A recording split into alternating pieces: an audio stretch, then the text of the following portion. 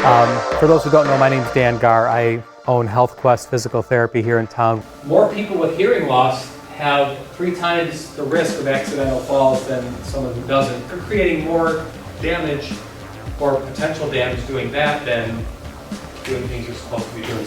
You know, and I wanted to bring a cane with me and I forgot.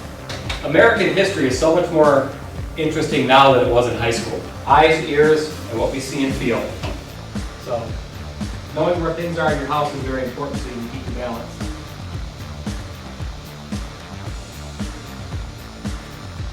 Cardiovascular work is good too, so whether you ride a stationary bike, ride a bike, go for a walk every day for a half hour to 45 minutes, keep moving, keep moving, keep moving, keep breathing. Very important. Whatever you do is going to be good for you.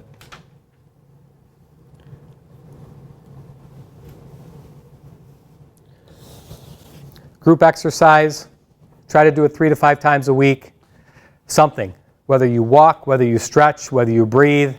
I would also incorporate something for like the emotional side of things, you know, whether it's meditation, whether it's a religious preference, whatever it may be. Just keep yourself calm, because when the inflammation goes up and anxiety goes up, everybody gets real tight and stiff and nothing moves really well. We got a lot of stuff on our plate. We're really busy, you know. Got to ease that to help the whole body work a little bit better. So find whatever you like and add that into it. Stretch regularly, about 10 to 15 minutes before exercise. Now, stretching is important, but I always tell my patients, if you're going to go to work out, whether it's at a gym or at our place or wherever you go, warm up first before you stretch. The muscles should be warm before you try to stretch them, right?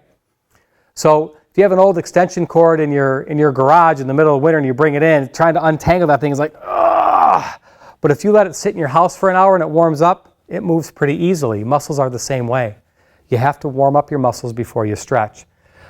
The easiest way to know if your muscles are warm enough before you stretch is when you just start to sweat, or your body heat starts to rise and you feel like, okay, I'm about to start glistening, right? That's when you know the muscles are warm enough to stretch. And then go through your stretching program and then exercise. So this is just, it's kind of like, okay, now it's on you guys. I gave you a little bit of information on what balance and falling is all about, some bad stats.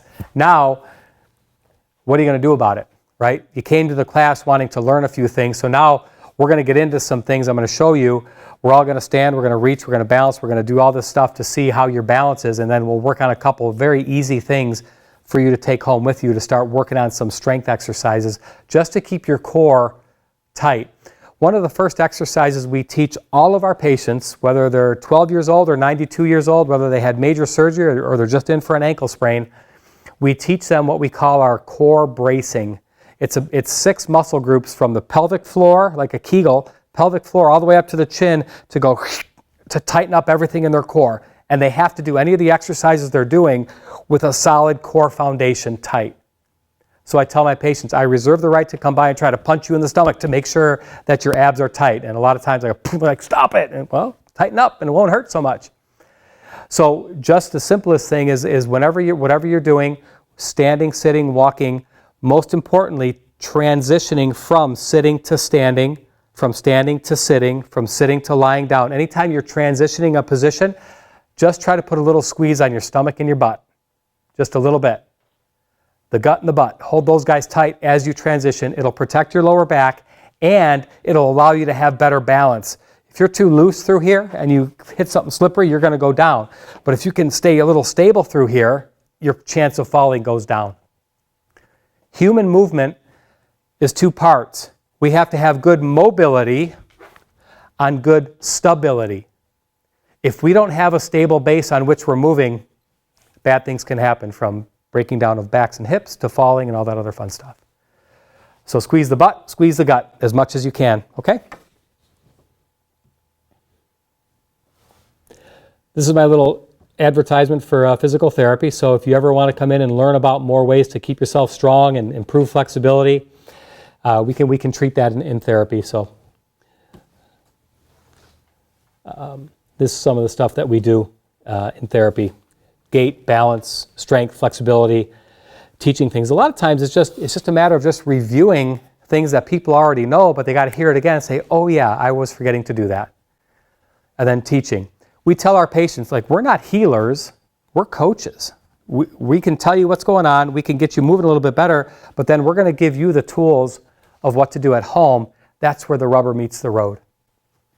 If our patients aren't doing their stuff at home, they're never going to get better. Coming into therapy 2 or 3 days a week and letting your body go to hell the rest of the week, no good. You got to change your lifestyle.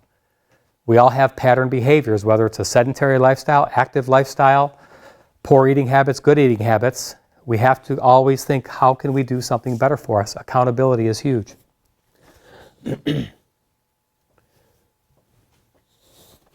So 5 skills to improve balance. These are some of the tests we do sometimes with people. We have them walk and we just have them turn their head side to side and just see how their balance is.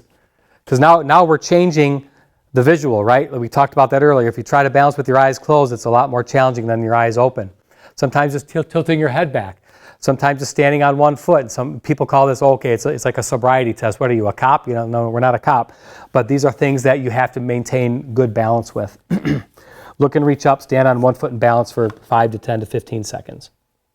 What's the extend back and hip? Does that mean stretch and tighten or? Yeah. So extend back and hip. So back extension is this motion. Oh, okay. Back flexion we call forward. So forward is flexion, backward is extension. So just standing there and going back as far as you can and see how your balance is. If someone there has good balance, but they're coming to see me for balance and strength, I'll have them do that same thing with their eyes closed. Now, eyes closed, they're like, whoa, whole different ball game.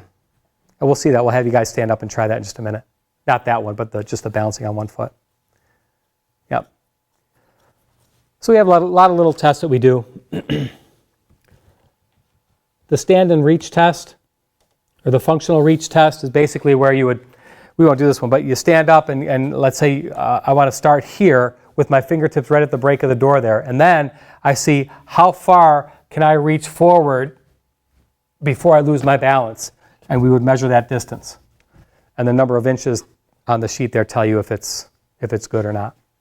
So that's just there's dozens and dozens of balance tests that we do.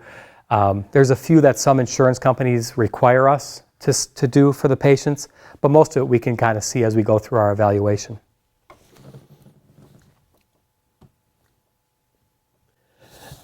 The 8-foot up and go test is very simply we have a person sit and we start a timer, we say go, and they got to get up out of the chair and walk 8 feet and sometimes to a cone and walk back and sit back down, and we time them to see how they do. How was their time? How was their staggering? Did they lose their balance? Were they equal step length? All that stuff we look at. These are just functional tests that we can measure objectively to appease the almighty insurance people who we have to show that we know how we're doing our jobs. A couple more quick ones, then we'll get on to some things. So easy tips for balance. When you're standing, try to stand with a little wider base of support, right?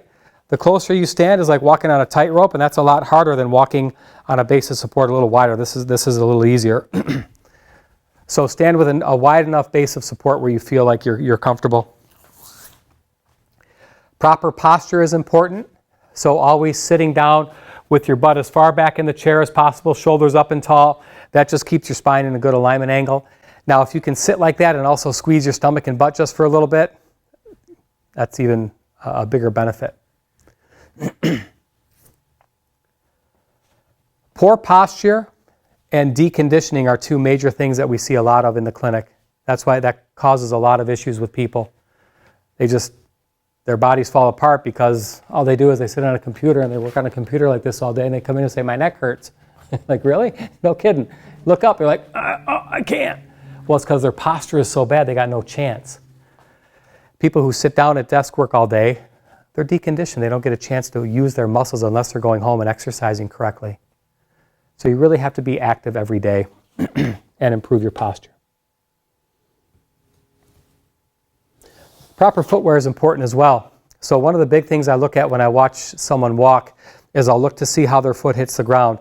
A lot of people I see who have knee and hip issues, they walk, we call in a pronated position, where their feet are falling into the inside way too much. I see that a ton with all the high school female athletes. They just, 15 to 17, 18-year-old girls who are athletic, they're like baby deer on ice. They got no control of their pelvis and hips and butt, and they usually have flat feet, and they're like, my knee hurts. So once they grow into their bodies and get stronger, things are better. But getting fitted for a proper pair of shoes, if you are going to walk, make sure you get a good pair of shoes. I refer a lot of people to Hanson's Running Store in downtown Lake Orion. They're very smart there. They'll watch you walk without your shoes on, and they'll see how your feet look, and they'll say, okay, you need probably a mild supination or pronation support or a fallen in foot support, and they'll say these 3 brands are really, really good for you if you're going to start a walking program, because when the foot hits the ground, everything changes up the chain. I've traced shoulder and neck issues to someone who had a bad right foot because their knee kept falling in this way and their hip was dipping in this way, and they said, man, my neck is killing me. I checked their neck. I said, well, your neck's fine, but this is a mess down here. So this constant here was creating a strain on the neck all the time. Once we corrected the hip, the knee, and the core, neck pain went away or reduced quite a bit. Good shoes are important. So not going to nothing against Meyer, but tennis shoes from Meyer, if you're going to do a lot of walking, serious walking, you're better off going to a professional foot store or shoe store. And then, an appropriate assistive device, like we talked about fitting a cane. If you do feel like you get to that point where you really need a cane for stability, I say leave your ego at the door, keep your body upright, don't come and see me because you broke a hip falling. I'd rather see you use a cane. Again, always the opposite arm of the leg that's bothering you, and have it fitted correctly. And if you're not sure, you can always call us and come in. We can fit it for you correctly. So it's pretty easy. All right, falls are not a normal sign of aging, right? Although a lot of people who get a little older do. And then this is just kind of ways we can help you. We're always open and available for free consultations. If anything's ever bugging you or you have questions, you can call us and schedule a free consultation. It's a 15 to 30 minute session with a licensed physical therapist, no charge, no money, no insurance, and we kind of take a look at what's going on and give you our opinion. So a lot of people, they don't know if they got a really bad back issue or bad hip issue, or is it not that bad, or what's going on. I don't know who to see, where to go, how bad is it. We can tell you those things and point you in the right direction. You have, I've had both knees done. Yeah. And one hip done. So which is my bad? How do I know which side hurts that day? Yeah, whichever side hurts, that could be it. I mean, a lot of people with a hip replacement, they still have some glute issues or butt issues or hip issues, just muscle imbalance. And so if you feel like that right hip is bothering you, put the cane in the left arm. If the next day the left leg is bugging you because it's arthritic, put the cane in the other one. Switchable. And walkers are the same way as far as fitting goes. If you stand in front of a walker and the grip height of the walker should be with your arm at your side, right where the bend of the wrist is, that should be about the height of the walker. So pretty easy. That new one they have where you're standing straight, I don't know why they didn't invent that a long time ago, because it avoids people from bending forward. You hold it up here and you walk. Oh, I see. Yeah. That makes sense to me, yeah. Yeah, I don't know why that just Right? now came on the market. It's like, Yeah. because so many people, you get used to that Right. bending over and, Causes a lot of problems, right? Wish somebody would have thought of the pet rock a long time ago, just a matter of time. Okay, so let's try something. Let me have everyone stand up, okay? And I'm going to ask you guys to stand up with the chair in front of you so that you have something for balance.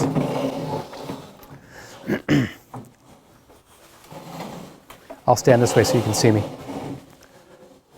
Okay?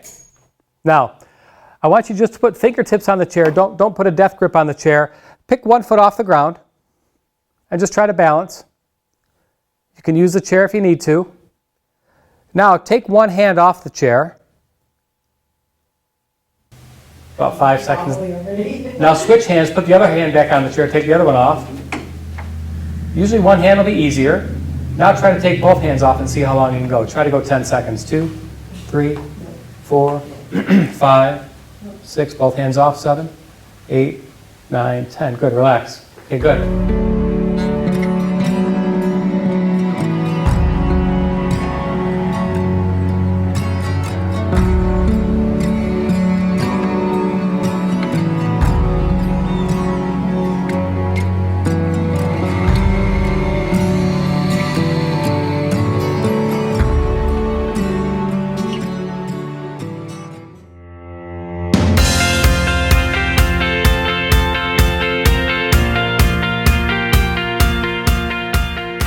The other leg the same way.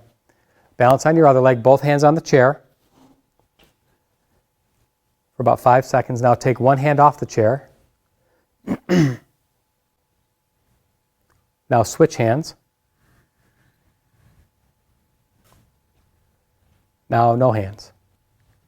My balance is really big. Right. So now, okay, now put both feet on the floor. Now, When we do that, should our weight be on the front of our foot or the back? perfect, good answer. So the weight should be, when you're standing, your weight should be more toward the heel of the foot. Like I would draw a circle just at the very base of the heel, right in this area of the foot. Definitely not on the toe, and definitely not all completely on the heel. Right in front of the heel bone creates the most amount of muscle contraction all the way up the back of the leg, all the way up to the butt muscle. Great question. My feet have a lot of arthritis in it, so that's why I can't be stable. Yeah, then the best thing to do there is to buy a pair of tennis shoes that has the most amount of support and cushion in the sole so that it feels a little more comfortable on the foot. But arthritic ankles are tough. That's a tough one. Other than, pain medication to reduce it, anti-inflammatory medication. Yeah, I know you have. Right? I found that when you buy a walking shoe like that, to try to look for that extra hole up high here, so that when you tie it, it actually supports that ankle. Because my ankles tend to roll in. It's not my ankles, it's the bottom of my feet. Oh, Yeah. Yeah, they're a little higher shoe, like you said. Not really like a high top like the old guys used to wear in basketball, but just a little bit higher there, get that little ankle, a little more support. Yeah. Makes a big difference. Okay, fair. Now standing there, hands on the chair, please. Now this time, both hands on the chair like this. Now this time, we're going to balance on the right leg only, but before you balance, I want you to squeeze your butt muscles and your stomach muscles as tight as you can. Squeeze the cheeks. Squeeze the glutes and the abdominals. Now, take one foot off the ground, keep the butt and the gut really tight, and let go of the chair. And just see if that's any different than it was before. Keep the butt and the gut really tight, and bring it down. Now switch feet. Butt and gut really tight, and let go of the chair with one leg off the ground, yeah? Stomach and butt, glutes really, really tight. Should be a little better. Should be a little easier. We have to train you to do that all the time, 24/7, as much as you can. Just always try to keep the butt and the gut tight. I'll challenge you, but when you leave the parking lot today, when you leave here, when you're sitting in your car, try to hold your stomach and your butt tight all the way until you stop, whether it's at a stop sign, a traffic light, or a car turning. See if you can do it. It might only be 30 seconds. Good luck. It's really hard. So try to challenge yourself in that. So heel raises are one thing. It's good for balance and also good for the calf strength, just going up and down on the heels. You want to make sure that your feet are straight or slightly toed in. You don't want to do this with your toes out. To get the muscle correct, I like to see my patients toed in just a little bit and going up and down. Okay? So that's in your sheet or your stack of sheets as an exercise. The next one is hip flexion and extension. So here I would have you hold the chair to the side or two chairs, and basically you're kicking up and kicking back, kicking up and kicking back, but not moving your upper body. Kick up, kick back, just the leg only. I don't want you doing this. No leaning of the body too much this way. Just kick the knee up, knee back, knee up, knee back. Do a couple 300 on that leg and then do the other side. Okay? This is both a good strength exercise as well as what we call a dynamic flexibility exercise. So you're actually stretching the hip here and stretching it back in a dynamic way instead of just kind of stretching in what we call a static way, just holding the position. A lot of sports teams, high school up to professional, now they're all big into dynamic stretching versus just holding a stretch for a 10 or a 20 count. Okay? I'm noticing the difference in my hip that had surgery. The knee won't go up as far. The one that had the surgery? Yeah. Is the knee stuck or the hip stuck? I don't know, I feel it in the hip. Okay, it's most likely in the hip then, yeah. Just the swelling around there from that. Show me your right leg up. That goes much better, yeah. Yeah. I do Okay. that in the pool. Perfect. Oh. Yeah. Yeah, keep taking it as high as you can. You might gain a little range of motion there, but as long as you get close to 90 degrees, that's all the range of motion you really need in your hip to be functional. The sit to stands are good, this is a really good butt and quad exercise where you go from a seated position, hands in front. Again, keep the weight just slightly in front of the heel, not directly on the heel, definitely not on the toes. Hands in front, you're just going to stand up. The important part is when you sit back down so lightly that you don't break the dozen eggs that's below your butt. In other words, I don't want you getting up and coming down and going, oh. Don't flop onto the chair. So try 3 of those. Hands in front, get all the way up. Now sit down slowly. That's the hard part. Don't break the eggs. Good. Do 2 more. Give me 3 of those. Then we're going to change it just a little bit. 1 more. Good. Now, inside your blue bags, there's a red rubber band. Take that red rubber band, put it around your feet, around your knees. Put the rubber band around your knees.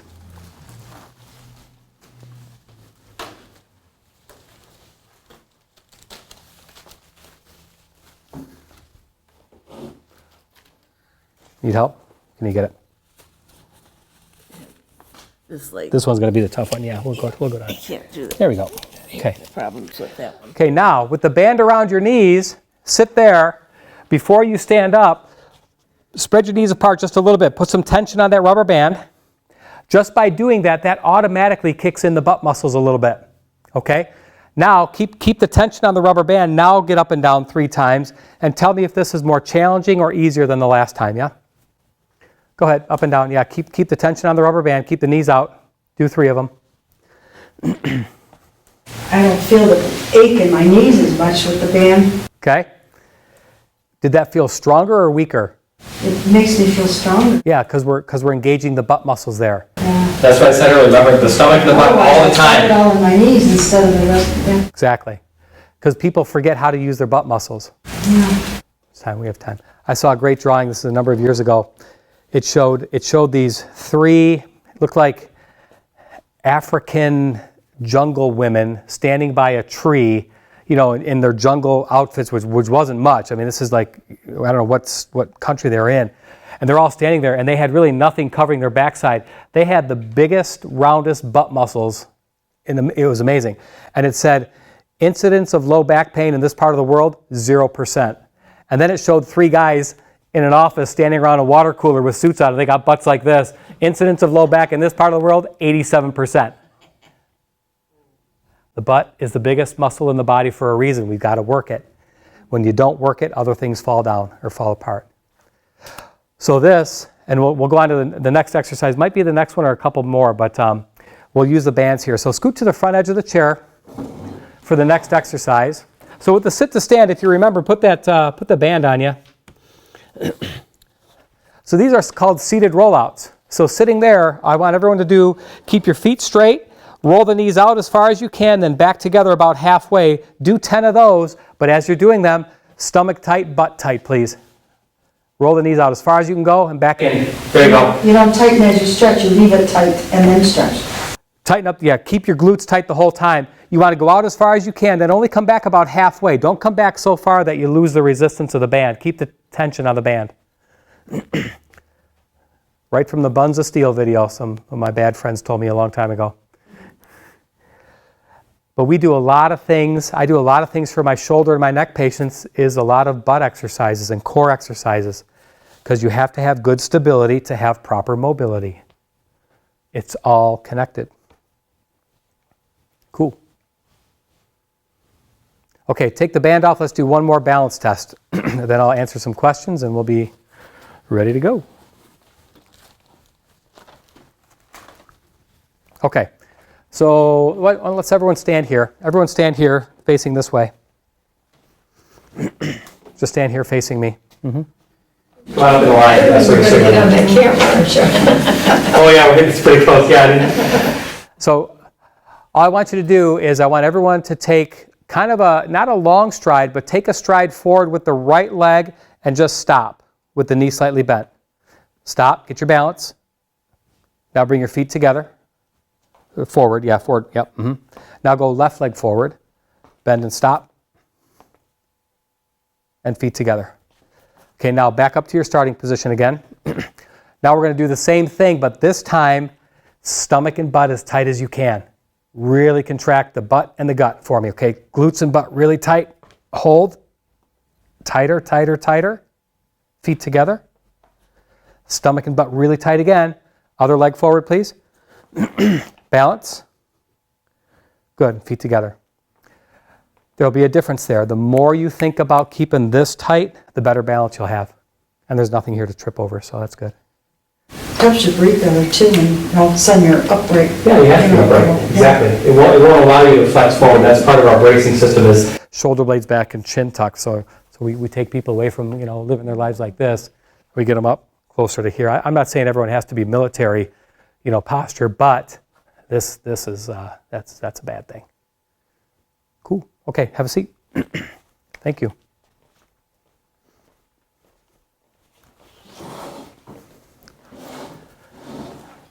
All right. Any other questions? Is there certain exercises I can do for the feet with that arthritis? If you call the clinic, ask for Cindy. We'll connect you with Cindy. She teaches a class that's called MELT, M-E-L-T, and they use these little blue balls, these little soft blue balls for like pressure points on the foot. And she teaches a class on how to use those melt balls to reduce tension in the feet. And we do them when we've been to the class. I'm like, oh, my foot's fine. But after I get done with that thing and I walk, my right foot just feels like jelly and my left foot feels like a rock. It's amazing.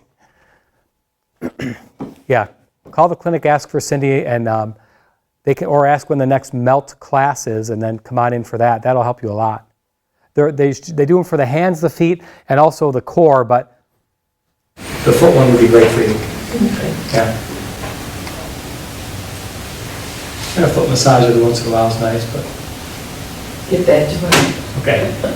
No, but I get in the pool and I do this and this and do a lot of stuff at OPC's pool Yeah, and try to work all the different right.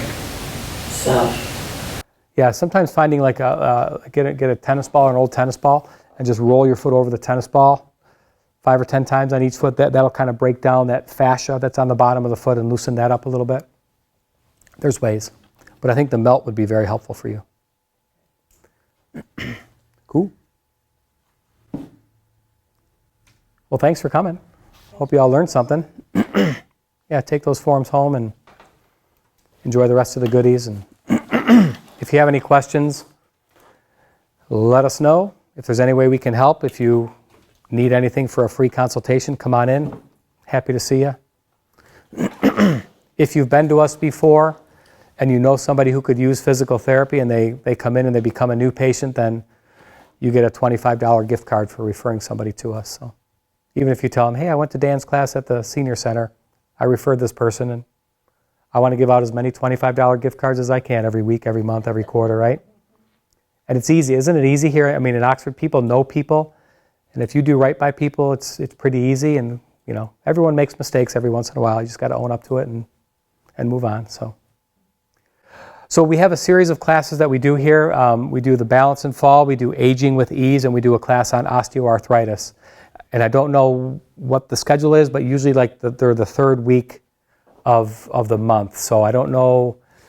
We'd have to look at the Parks and Rec calendar and see if we're doing one. I think we're doing one in November. And then I have to set up my schedule for this spring. Thanks for coming. Have a great afternoon. Okay.